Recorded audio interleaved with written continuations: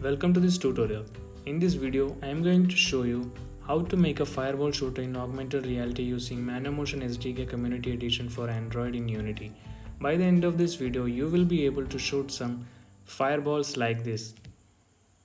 The first step is to create an empty project in Unity and change its platform to Android. To get AR Foundation in your project, open the Unity editor and navigate to the Window tab and select the option of Package Manager. You are going to need the AR Foundation package as well as the AR Core counterparts. I strongly recommend to use the supported and stable versions only. The next step is to import Manomotion SDK Unity package into the project and make sure all the necessary parts of the package are selected. For the purpose of this tutorial, I will be using a version of Manomotion SDK Community Edition that supports AR Foundation. It is available as a Unity package through Manomotion products page and you can download it for free. I am going to start my project from a fresh scene and build upon it with the key components that I am going to need. I am going to remove the default camera from the scene and instead replace it with the AR Session Origin component that has the AR camera there as a child. This is the main camera of the scene that your other scripts and game objects might need. For your convenience, mark it as the main camera as well. Finally, I am going to add an AR Session component that is going to give me all the info regarding the status of the session. For the hand interaction components, all that I need is the AR Manomotion Manager and the Manomotion Canvas.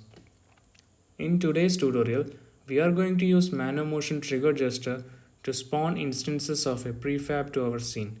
So when the user performs a trigger gesture, we are going to spawn a game object. To do so, I will make an empty game object and attach a custom script that I wrote that implements this feature.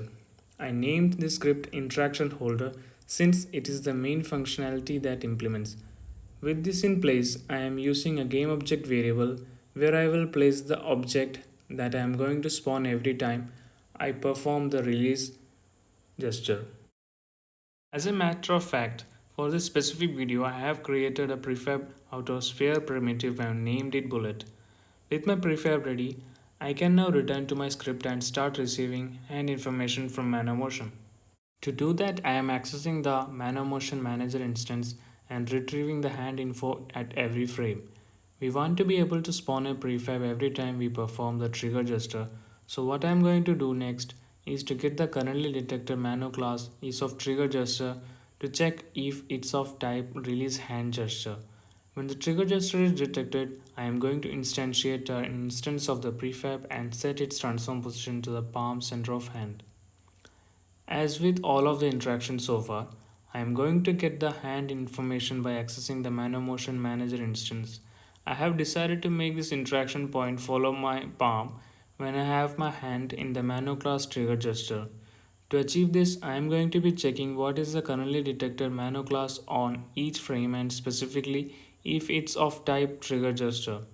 Notice that for my convenience, I am asking the ManoUtilized class to give me the 3D position by passing the estimated depth value for the entire hand.